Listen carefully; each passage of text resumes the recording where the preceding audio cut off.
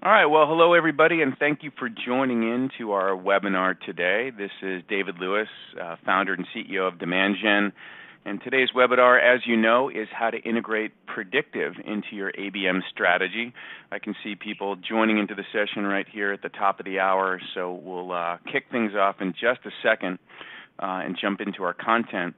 While people are still settling in, just a couple things. If you are new to the BrightTalk platform, there's really two things that would be super helpful. One I'll share though with you is go full screen. If you haven't found the full screen button and you want to enlarge it, it's really nice to go full screen and be able to see the details of the graphics. So I think you can find the icon to do that. Also, there's a couple tabs where you can ask questions along with giving feedback. So as we go through the content, since probably everyone on the call is a marketer themselves, you know how helpful it is for Tony and I to see questions that are coming in from you as the session's going along, so we can answer those, or as many of those as we can while it's taking place. And then we'll certainly save some time at the end to dig into questions. And the second part of that is feedback. So we love feedback, and before you leave the session today, if you wouldn't mind just going in and rating the program and giving any narrative if you feel that would be helpful for Tony and I, we'd love to see it. But as you guys know, there's a certain percentage of folks that are attendees and then other people that will listen to this later on, and I'm sure they would value your rating. If you loved it, let us know, and if just okay for you, well, be candid. We value the input. All right, let's go ahead and get started. If you just joined, once again, this is David Lewis, the CEO and founder of Demand Gen. Demand Gen, if you're not familiar with us, we are a marketing technology consulting firm. We specialize in applications like marketing automation systems and related marketing technology, which kind of brings us to our topic today, where we dive into Predictive and ABM. So if I haven't had a chance to meet you or work with our team, thank you for joining. My guest today is Tony Yang, and some of you probably know Tony. If you don't, he is the VP of Marketing and Demand Generation over at Mintigo. And I thought Tony would be a great guest because rather than hear from Mintigo's maybe product managers or other folks on the team, you know, Tony is a practitioner like all of you. He's a very tech-savvy and data-driven marketing leader, and he's got a lot of experience in both the enterprise and startup area, especially in B2B and software as a service models. So because we're diving into an important topic, leveraging Predictive and ABM, felt it was great to have Tony as a fellow practitioner and talk about what he's doing over there relating to his stack and his use of Predictive in that environment. I think you're going to get a lot from the session today. If you don't know Mintigo, they are located in Silicon Valley, and they are a predictive platform for marketing and sales. So some of what you're going to see, a fair amount of what you're going to see from Tony, is how he uses Mintigo. And it will give you a deep dive not only into some of the areas of their application, but again, how it ties into the ABM strategy. So Tony's got a lot of the content. I'll chime in every now and then, and again, participate. So if you have questions, log them in. And Tony, I'm going to let you start us off. Thanks for joining, and thanks for putting all the content together. It's been fun to work with you over the last couple of weeks. I got to say, all the people that I work with at Mintigo over the past several years, you guys have a great team, really great people. From Jacob and John and Lisa and the rest of the group. Yeah, well, thank you for the great intro, David, and for the kind words. And I'm excited to be here. Thanks for inviting me. And as David mentioned, I not only get to market our own solution, but I also get to use our own solution. And like many of you, I'm a marketer at heart and a practitioner of ABM. We just embarked on our own ABM initiative earlier this year. And so today, I'm hoping to share some of my experiences in utilizing Predictive, specifically our own technology, to see how we can power our ABM approach. And so rather than talking about ABM at the 50,000-foot level, which there's plenty of content, great content out on the web, we're really going to be diving at the 5-foot level, where we're going to be showing you some screens of how Mintigo works, but more importantly, the concepts behind different ways that you can apply predictive insights and data to really drive your ABM strategy. I'm going to be sharing some examples from my own experience, as well as from some of our customers. All right, and so this leads us to our first slide. Oops, double click there for a second. As marketers, we like to talk about our marketing tech stack for some reason, and so here's a snapshot of mine. All right, and this is again a work in progress. ABM, as you probably all know, is not a one and done deal, and it's not just about technology, but technology certainly helps enable us to execute ABM well. And so here's a glimpse of what I am using in my tech stack to help drive ABM at our company. And I'll go into more detail into some of this later. One thing I do want to mention is that, again, we just started earlier this year. We have a very small team, small but mighty team.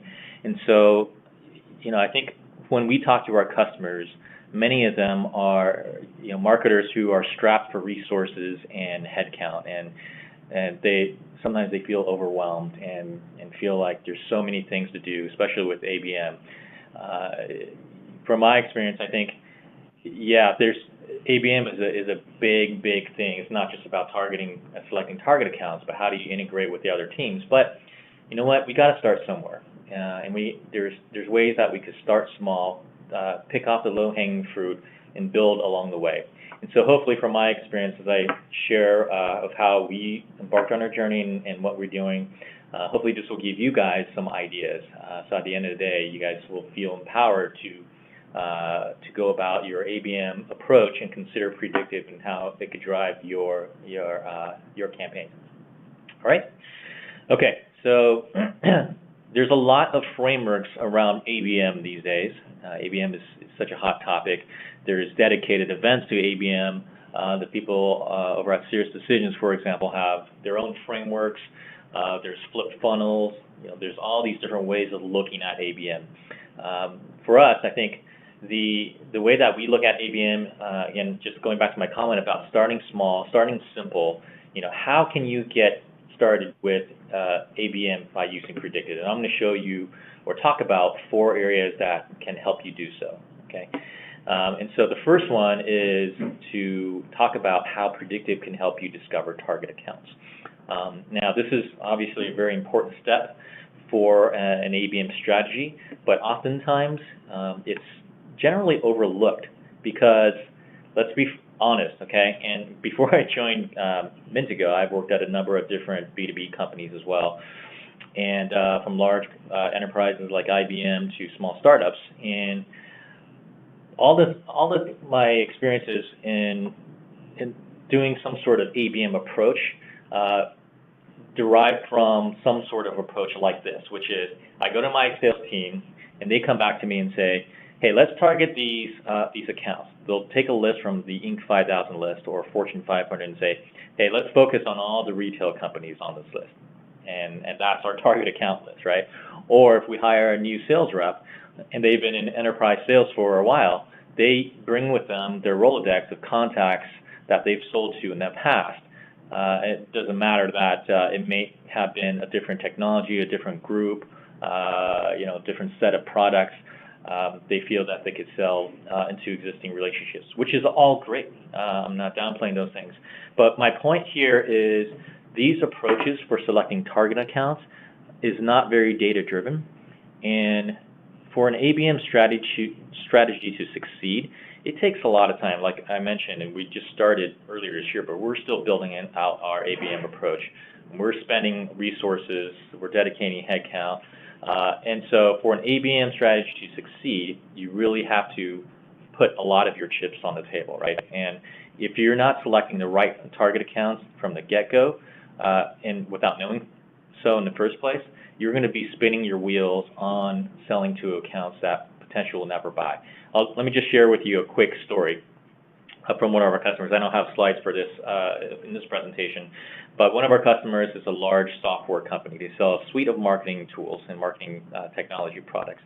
And every year they will spend about $50 million annually to market to a broad set of companies. And they define that set by certain industries, such as, hey, we're going to sell to technology companies, we're going to sell to manufacturing, we're going to sell to financial services.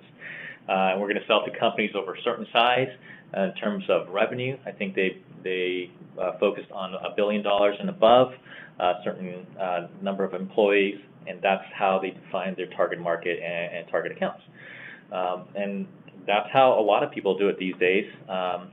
But what we found for them when we ran a predictive model is that about half of that group showed characteristics of their ideal customer profile, which means that about half of those companies within that broad segment would probably buy because they look like buyers of their products from before. The other half look nothing like their ideal buyer profile, and thus, if they were to continue marketing to this group, they would potentially waste about $25 million a year marketing to companies that would never buy, right? And so instead, the predictive model I ran for them helped identify a different group of companies that exhibited same characteristics, but they weren't focused on that group of companies before. And so with that one insight, they were able to, at a very high level, strategic level, change their course in terms of the types of accounts that they focus on. Right? I thought that was a fantastic story.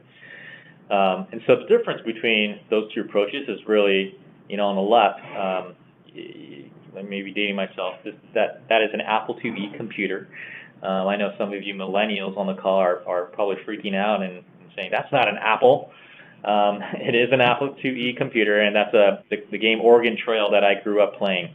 And it's a very low resolution type of screen, right? So if you're focused on those broad set of characteristics to determine your ideal customer profile, it's the difference between a low-res approach or a low-res image of your profile versus a high-res that predictive and influx of additional data points that predictive can unearth for you to determine a much more targeted ideal customer profile, and thus focus your target account list.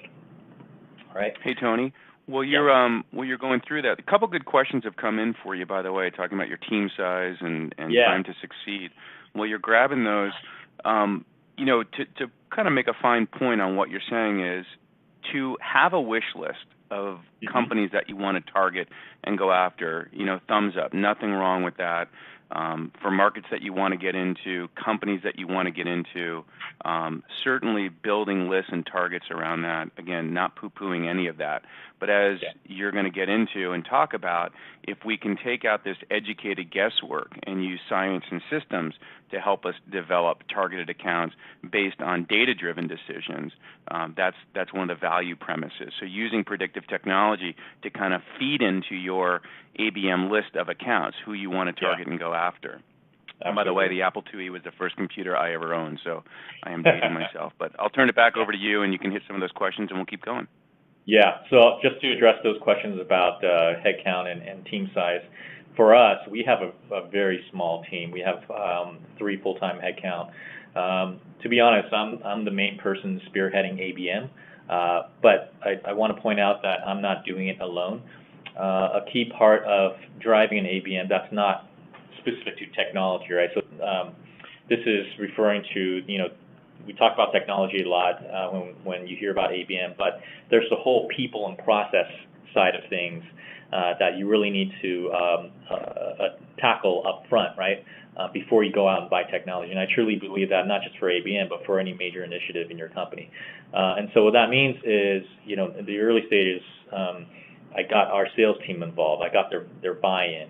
I helped them understand what their ideal customer profile, or what our ideal customer profile looked like, by showing them and exposing to them the output of our predictive models. Now, granted, the people I work with in my company, we're all familiar with our own product, right? They're all familiar with predictive modeling. But that's a very important step, which is, for marketers, if you're considering predictive, don't just evaluate that in a box by yourself, because predictive, and whether or not it's ABM, it has benefits for your internal customers. If you're a marketer, your internal customers are sales, right? Your sales team, your sales counterparts, because you're helping them generate opportunities to close deals, right? So get them involved as early as you can. I would say that's probably one of the biggest tips that we always talk to our prospects and new customers about, and that's without question. Great question.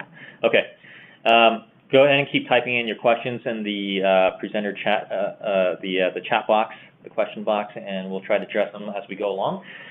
Moving ahead, let's just give you a very quick overview of how predictive modeling works, because sometimes this is a new concept for people. And so I won't dive into all the nitty-gritty details of how algorithms and machine learning works, but in essence, predictive modeling, you're basically working off of two sets of data. Okay, and what you see on the left are those two data sets.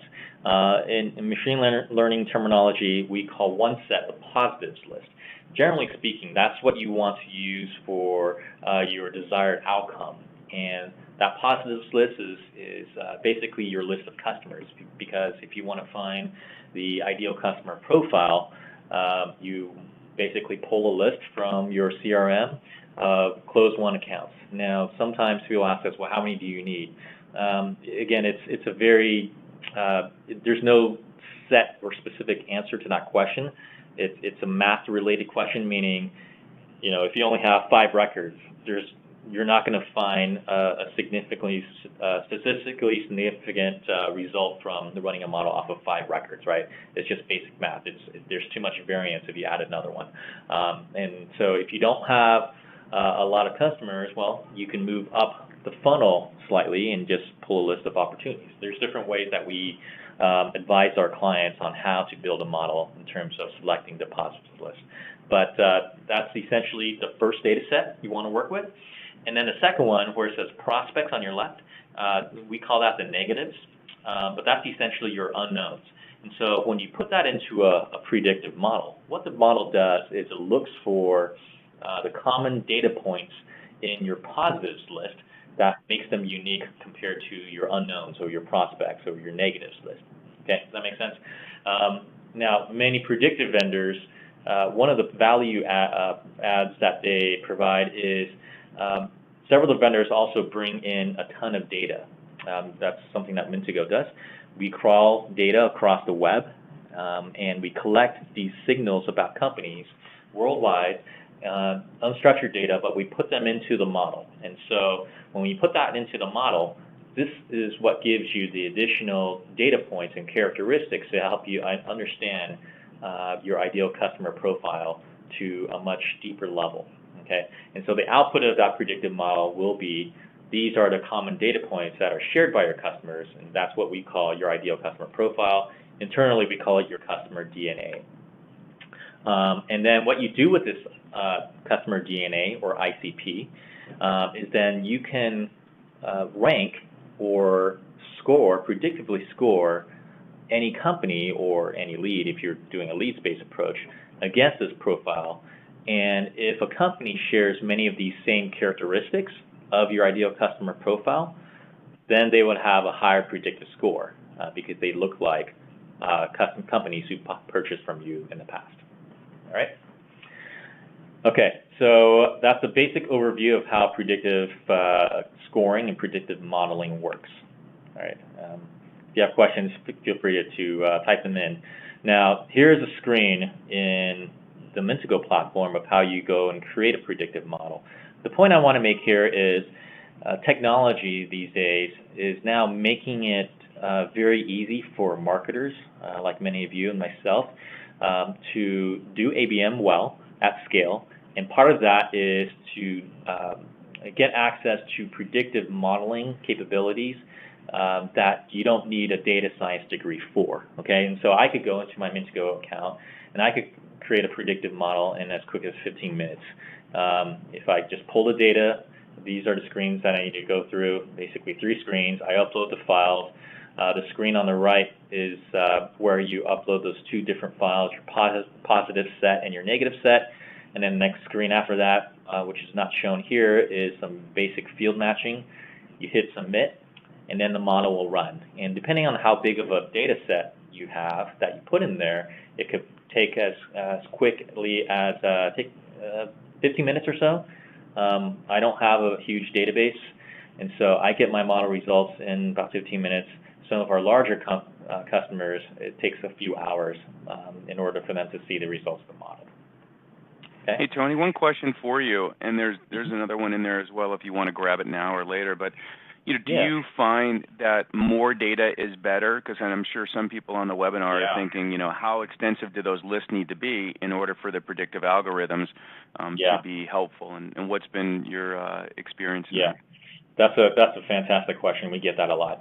So the way I look at data is from 2 points of view. And I mean, from a data table perspective, this is the difference between rows and columns, right? I think for my comment before about having enough data to run an accurate or robust predictive model is referring to the number of record sets, which i.e. the rows, right? So if you have 5 customers, there's not going to be a lot of insights that Predictive can tell you that's as accurate as, let's say, a list of 500 companies that are your customers, because there's more significance in a bigger data set that the model can pick up on. Now, in terms of columns, which are the data fields itself, you could put in as many data fields as you'd like, and this is referring to things like firmographics or behavioral data.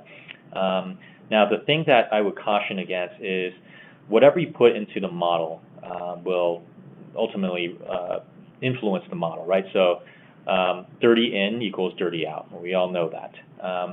But if you aren't fully aware of how dirty your data is, meaning your data fields, such as your CRM, it's everybody has dirty data in your CRM. Salespeople, we love them, but they're notoriously bad at inputting data, right?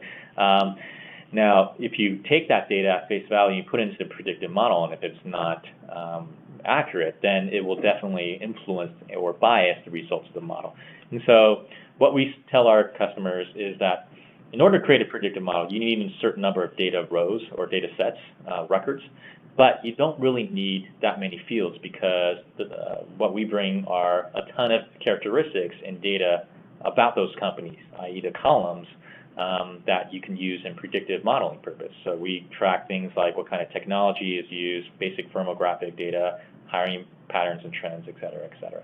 You can choose to input your own data columns, data fields, but you just want to make sure that those are clean and accurate. That's a really great question. All right. Okay, so let me just move ahead, because we've got a lot more ground to cover. Keep typing in your questions. We'll try to address them along the way. So the next step, after the model has been created, the output is essentially what you see on the left. And what this does is then it ranks all your accounts in your systems, what we call, quote unquote, hidden funnel, those that are in your CRM or in your marketing automation. It scores them against this ideal customer profile. And it's a little bit hard to see on the screen here, but in those gold circle boxes, those are the buckets that you can slide back and forth to determine what target account in terms of predictive score you want to focus on. So if you want to focus on a predictive score of 80 and above, companies with a predictive score of 80 and above, then you'll have visibility into how likely they are to convert to, or more likely to convert to a customer if you compare to when you randomly select one, right? And so the point for this is you'll be able to identify the companies that you know of in your funnel that will meet that propensity to buy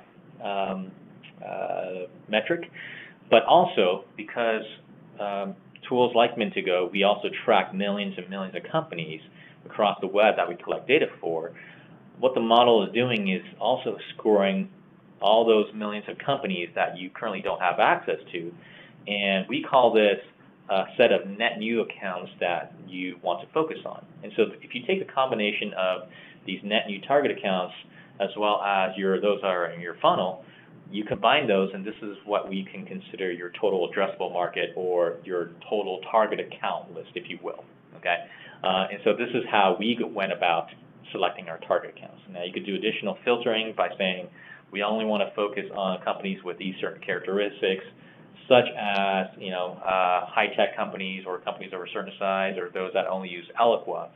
But the point is you focus on the ones that match that target profile. Okay? All right. So that's the first step. The second step is identifying decision makers and influencers. And this is really important because many times when we select target accounts, you have to remember that while knowing the right accounts is extremely important, you're still selling to people, right? It's a person-to-person engagement that you're working with here, and so people at those companies are the ones that sign your checks. Okay, so that's an important point. So how do you go about finding those decision makers? Well, one, you already have. I'm sure many of you have a pretty good idea of the types of people that you typically engage with from your CRM, right? If you're keeping track of decision makers and influencers in opportunity records, that gives you a great head start. Now, in terms of how you find more people like that at your target accounts, this is where also your predictive vendor can help you. Because as I mentioned, these predictive vendors, including Mintigo, we track millions and millions of companies. Well, we also track millions and millions of contacts at these companies, and we know, who each of these people are at these companies. And so, from the predictive model, you can then identify, let's say your key decision maker is a VP of marketing operations, for example. Mintigo can then, once you identify the right target accounts, you could then go and, for example, download a list of contacts from these high-scored accounts directly from our platform. We work with a partner on this where once we identify the target accounts and these characteristics, we push this data over to our partner.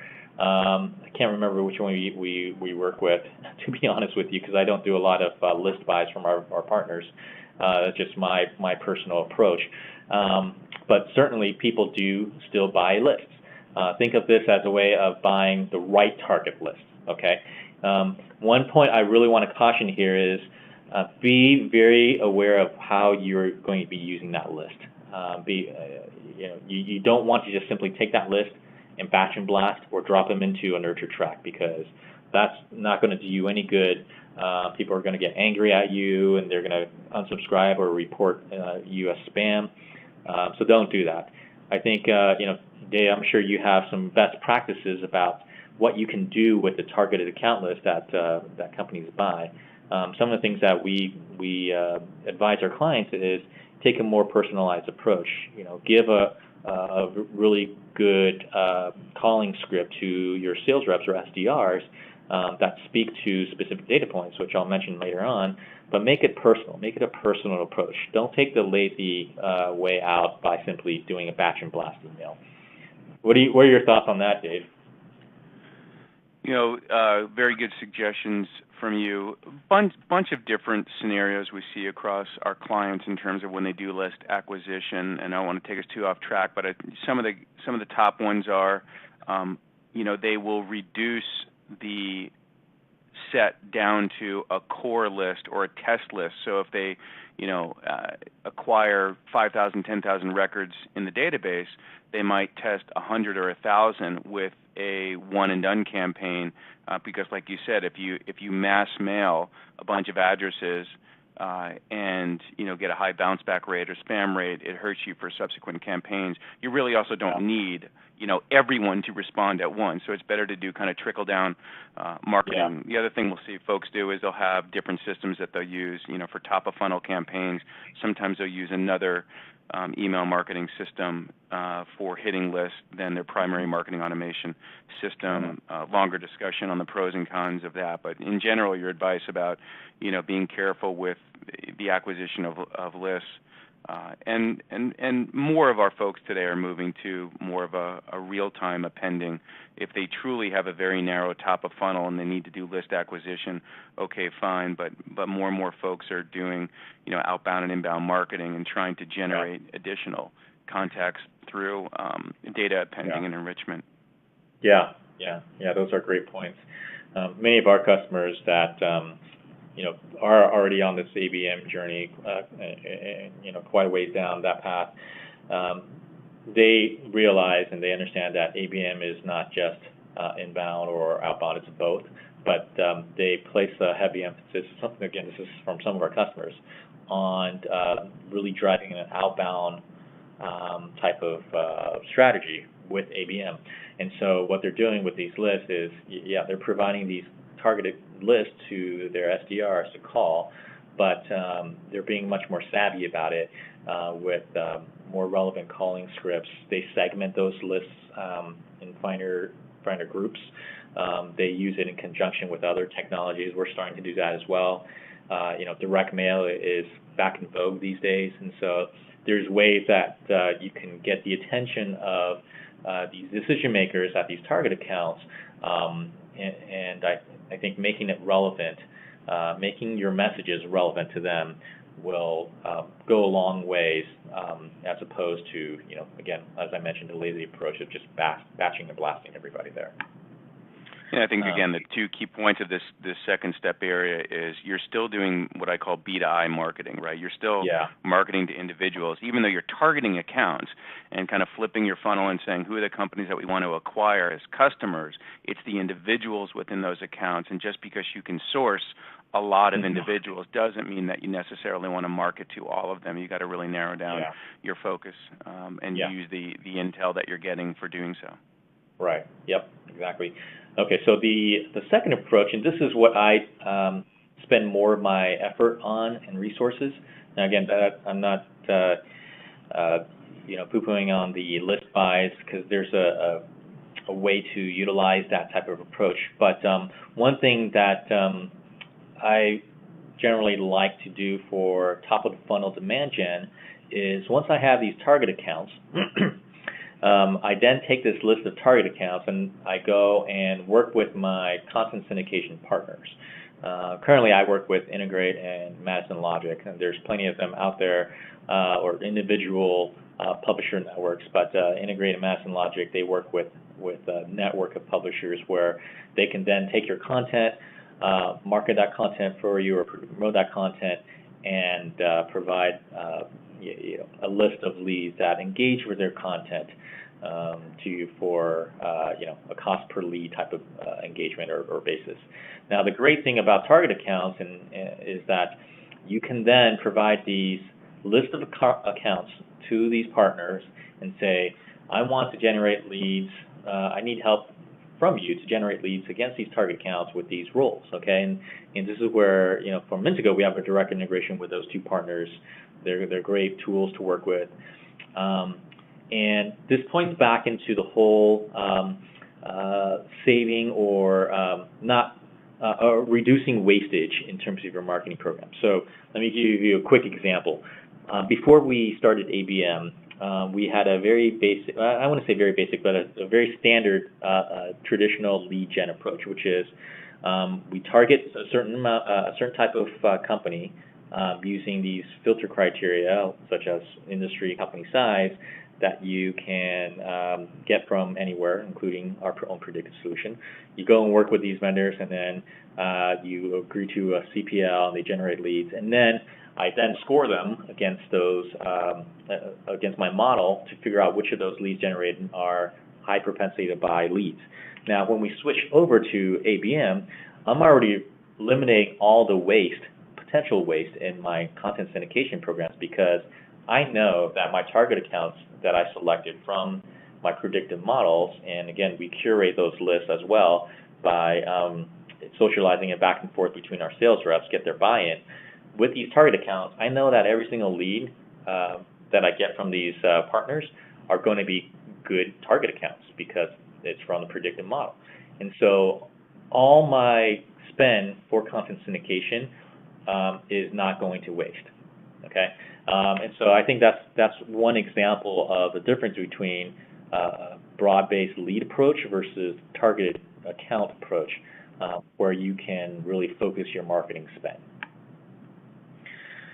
All right, so the third step, once you've identified your target accounts and the decision makers, Predictive can also help you personalize content based off of the insights from your predictive model. And this is how we do it. And so this is another screen in our product.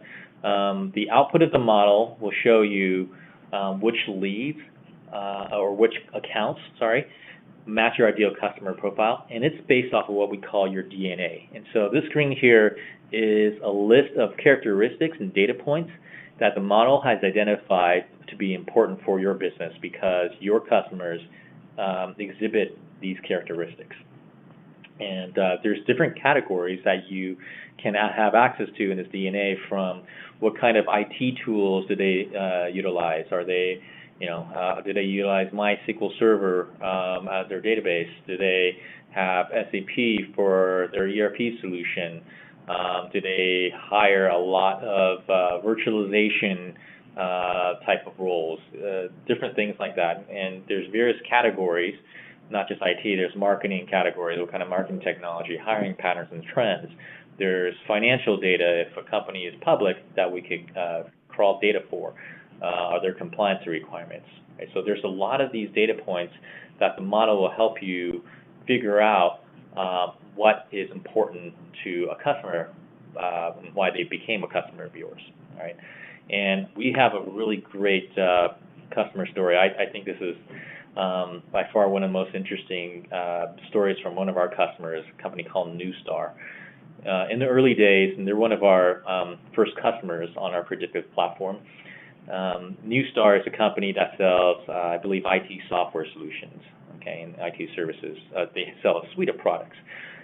When we first ran a predictive model for them, one of the data points that the model identified to be important was the fact that companies that are hosted on Amazon Web Services were 5 times more likely to buy one or both of those products that you see on the left, Newstar Site Protect and Ultra DNS. And because we're not in that space, we didn't really understand why. And when we started talking to their team over there, at first they didn't understand why either, but when they dug down deeper, it made complete sense to them, because if you're hosted on AWS off the shelf, it doesn't come with protection against distributed denial of service attacks, DDoS attacks, And this is exactly what those two solutions provide protection against. And so with this one insight, they then were able to create a series of content that addresses this pain point, from blog posts to landing pages and case studies to ebooks and white papers. And so what this does is they zeroed in on a type of data that drove a big part of their business. And the added benefit is that because they can now identify all the companies in their database that uses AWS through Mintigo, they can then send these very highly relevant messaging and offers to this highly targeted group of accounts that use AWS. I think that's a fantastic story. It's great case study. And again, we started off in the educated guesswork approach back in the day, and as we use more and more predictive tools, and discovered call them signals or match criteria that were unexpected and certainly helpful. Yeah. All right, so we're in the home stretch here. The last point that I want to make in terms of how Predictive can help you drive your ABM strategy is by using the data from predictive models, it can be used to engage your contacts and these target accounts in a multi-channel type of approach. And I'm going to share some examples from how we're doing it internally. So on this screen, you can see, if those of you who are Marketo users, this should look familiar. We use Marketo as our marketing automation tool in-house. We have plenty of customers that use other tools as well. But internally for Marketo, how I use it is this. If you go to the Mintigo website and check out any of our pages that has a form on it for content.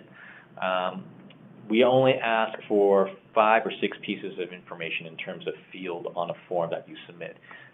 Basic information like first name, last name, email, company name, job title, and I think we also ask for phone numbers.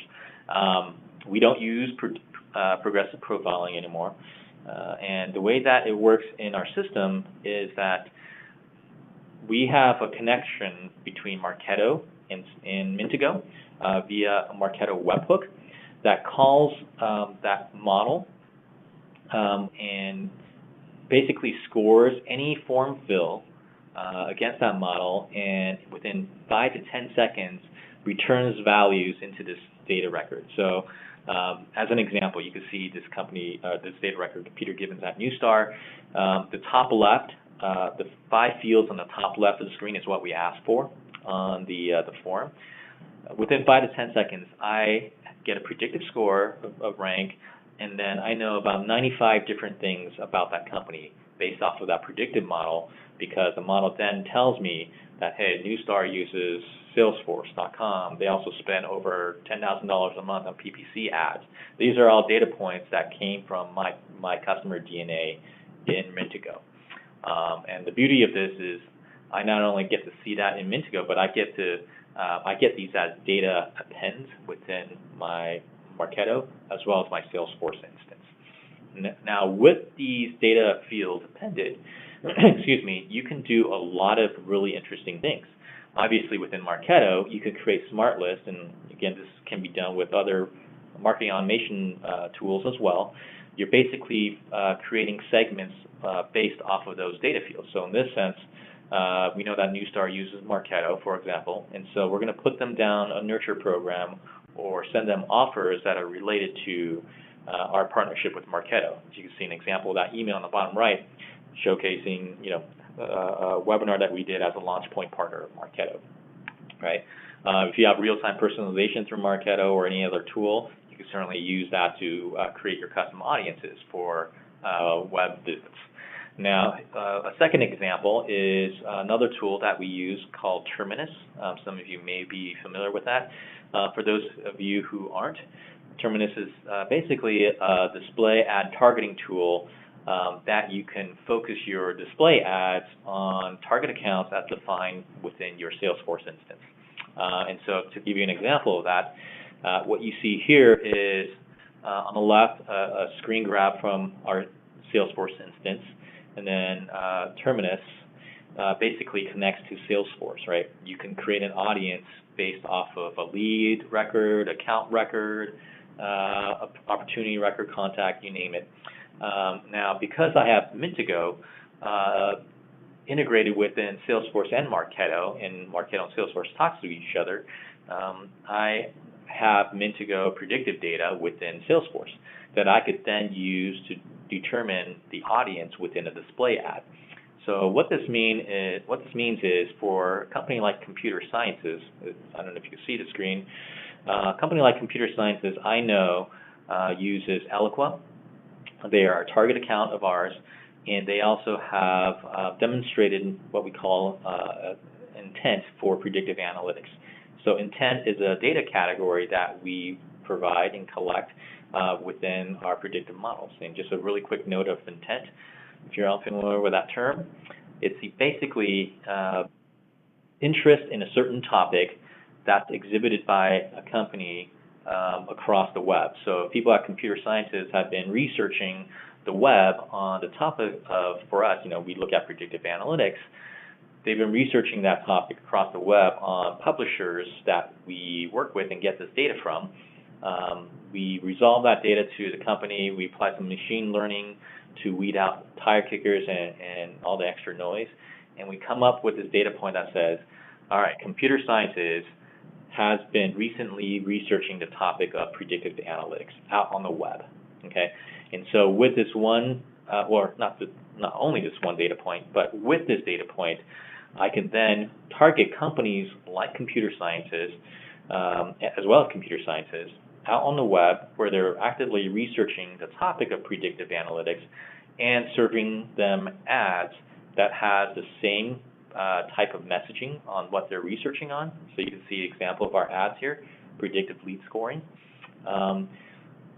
Quite possibly on the same publisher and websites that they're doing research on, so they're getting our brand impression out there, as well as the added benefit is, because I know that they use Eloqua, well, our display ads is offering a predictive lead scoring white paper that we co-developed with Oracle, which owns Eloqua. And so the basic takeaway here is with predictive data and also with the use of intent data that's very time-based, you're able to serve, again, timely and highly relevant messages through display ads. Earlier we were talking about email as a tactic, but you're giving a much more relevant messaging to these target accounts based off of what you know about them from predictive models.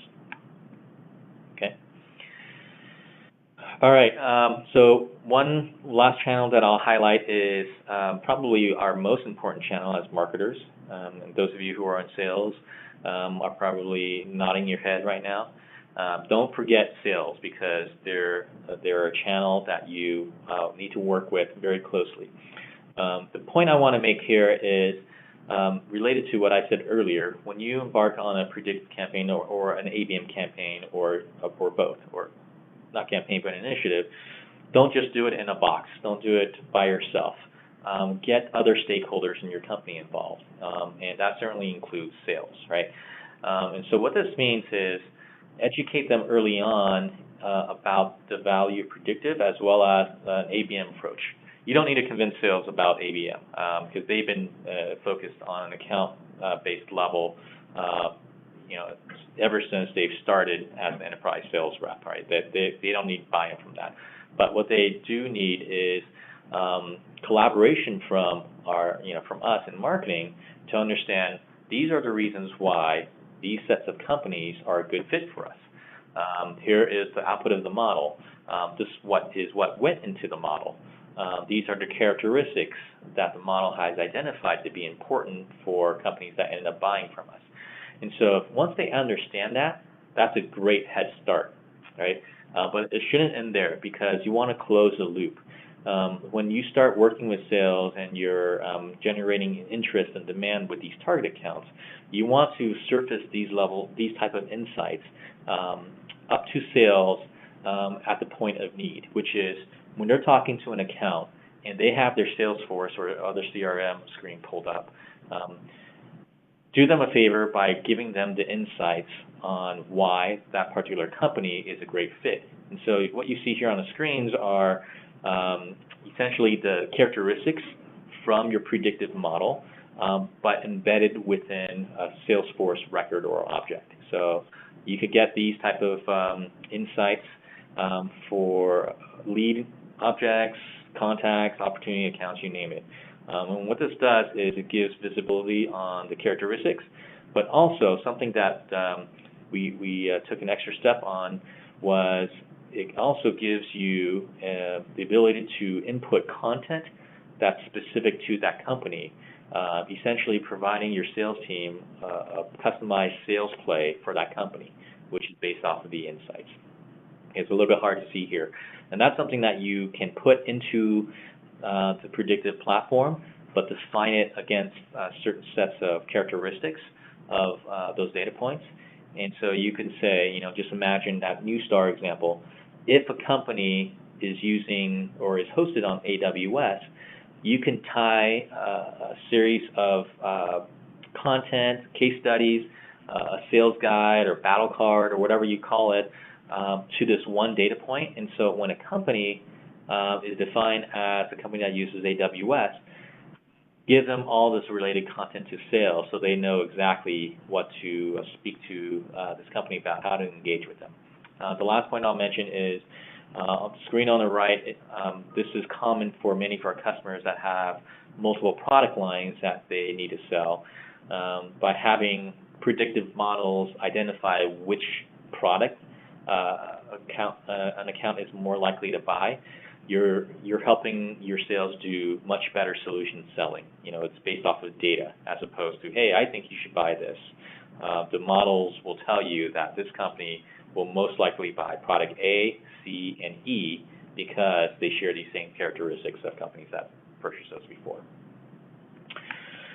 Okay, so just to close things out, I'm a huge Star Wars geek, and so forgive me for geeking out here a bit, but I liken data as the force. The point here I want to make is if you have data and predictive insights from your models as data points within your systems that you run your campaigns on, your ABM campaigns, it's like the force. It connects all things together. Okay, and this is where, if we go back to the marketing tech stack that I showed you earlier, starting from the left, because I have Mintigo integrated with Marketo and Salesforce, and I get predictive data into Marketo and Salesforce, every single outbound arrow from Marketo and Salesforce that goes to another tool gives me the capability to drive much more relevant messaging and targeted campaigns. And so, you saw an example of that through Terminus. We do that through Marketo. We use Madison Logic to push these target accounts to do content syndication, you name it, right? So you can use all of predictive data to not only target the right accounts, the right people, but also have relevant messaging.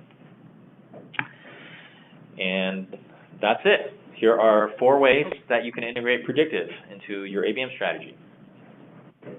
So let's do, Tony, like a Jim Cramer lightning round of hitting some of these questions. And if you guys have some additional questions, feel free to put them in. There's some good ones in there, so we'll hit them.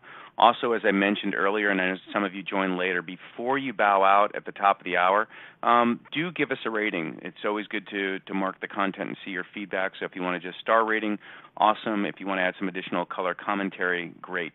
All right, jumping in, there was a question directed to me, which is, is predictive analysis a requirement before you launch ABM at your company? And the answer to that is absolutely not. It's not a requirement. In fact, what's interesting about ABM, and of course you've got Engagio and John messaging ABE, account-based everything, the concept of going after target accounts, about being more conscious with your budget and your marketing efforts is not new. It's just that we have tools that can help us be more effective and measure our effectiveness against our intent. So one of the reasons that I had Mintigo on our calendar for webinars is because I felt that it was important for you to see behind the scenes the tools. In fact, when Tony started putting together the content and we mapped it out, it was very high level, much more PowerPoint. And I always feel with those of us as practitioners that it's good to see kind of behind the scenes and look into the tools and see how this stuff is actually being done, so it crystallizes some of the concepts and takes it from the 40,000-foot level, Tony, as you said, down to the 5-foot. So I hope that the kind of hybrid, not a demo, but look into Mintigo from Tony's perspective. Now, he's a small team, right? Handful of marketers over there at Mintigo, not a huge department. So is ABM, is predictive a requirement? No, Tony's got great access to it, right? But we use it as well, and we, like Tony, only have a handful of folks in our marketing team at Demand Gen, but we rely so heavily, and marketing, contributes about 80% of our pipe. So we want to go after, right, people who use Marketo and people who use Eloqua, find the people that have deployed those technologies, and that used to be kind of our demographic, right? If you've got those tools, we can help you with it.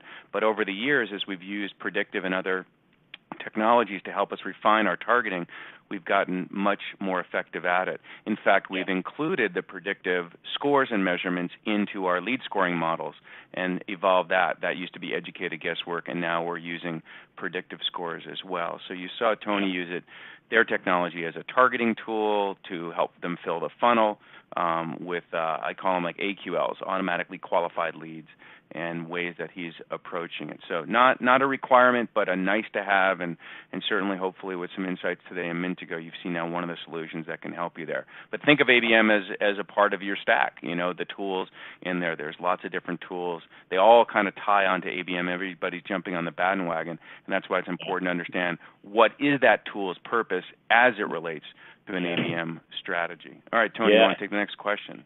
Yeah, if I could also add a comment to that question as well. So I showed you our marketing tech stack, but I didn't talk about in depth all the work that went before that. So, marketers, we always go and gather around the shiny new object, and as a vendor that talks to the ABM market, we're guilty of this for pushing technology, and I'll be one of the first to say that. I think as a practitioner, though, before you even look at technology, including predictive or display ads, spend the time to go into understanding the people and process side of things. What are your goals? How do you want to go about launching and running an ABM program, right? What does that look like? And then you start filling in the gaps in how technology can help you, right? And so if I can jump back to my marketing tech stack, this came as a result of understanding how, from changing to an ABM approach, how our workflows, for example, from marketing and sales, how does that change? And then I had to go and figure out, okay, what are the different pieces I need to fill in order to launch an ABM strategy. And again, this is not one and done by any means. It's a work in progress. I'm still adding tools to our marketing tech stack to enable ABM. I'm just prioritizing what we need to get first and then building it up along the way. And so for us, because I work at Mintigo, I have access to Predictive right away. So I think what matters for each of you, if you're embarking on an ABM journey, my recommendation is just don't go and buy technology and figure out how to put it all together later, because you don't want to end up buying something that you don't know how to utilize and waste your precious budget on. Kind of think about it in terms of how you want to build out that approach, that ABM strategy, and then figure out how, what kind of pieces are missing. And Dave, I'm sure you have plenty of people at your company. This is what you guys can help your clients with in terms of how to launch an ABM. Think about ABM. Absolutely, and someone asked a question about what point does a company bring in use the internal team or use outsource? And the answer there is it depends on the expertise that you have in house, right? And how available your resources are. So we live in the golden age of marketing right now with all this marketing technology, but time is still the toughest resource to get hold of. So if working with an outside agency like a demand gen or someone else is going to help you get time to value faster, then consider that. But you also have to look at it as part of your total cost of ownership, right? You've got your investments in the MarTech, but you also have services, whether that's internal or external. So I think it really depends on what you've got bandwidth-wise, what you've got expertise-wise. And I want to say this, and I've got a whole blog post series coming up soon, which is the shiny new toy syndrome. And I'm going to go through what the right process is to evaluating shiny new toys and vetting vendors and how to go about doing that. So that's coming up on our blog. Also want to mention that if you're enjoying this topic, I will have we just launched DemandGenRadio.com last month. So if you go to DemandGenRadio.com, you can already find there's about 4 audio files, and we're doing one tomorrow on print on demand, which is, as you said, now back in vogue, and we're doing a session on that. I'm also going to have John Barra from Mintigo, who is the Chief Marketing Officer and President. He and I are going to do a session later in the month, in the middle of September. So I did an interview with John from Engagio, and we dig into ABM. So if you're looking for more information, and who's not right now, right? We want to know the answers. We want to know what's working and what's not. So let's maybe we've got time for one more question in here. Tony, you want to grab one? Or? Yeah, so let's see. See if I could find... okay, so I guess timeline to succeed and headcount. I got a couple of questions around team, and I know we talked a little bit about this earlier. We have a small team. So again, it depends on the type of organization. One of our customers that was really savvy in terms of how they approach predictive and ABM, a company called Insight. We actually have a case study with them in webinar format where the person driving that initiative, before even considering buying Mintigo and considering Predictive, she built a whole business case around why they needed Predictive and how it fits into their strategies. She basically took the people and process side of that equation and mapped it all out. And as a result of that kind of thought process and presentation to her management team, she was able to convince them to hire additional headcount specifically to run predictive campaigns. And I thought that was a fantastic use case, or example. But the main takeaway that I got from her example was when she focused on her goals and outlining what she wanted to achieve, then it's the opposite approach of what Dave, you and I are talking about, just buying this shiny new object, right? And so by helping the rest of the stakeholders and her team understand the value of these different types of tools. Again, she didn't only buy Predictive, she was looking at other tools as well.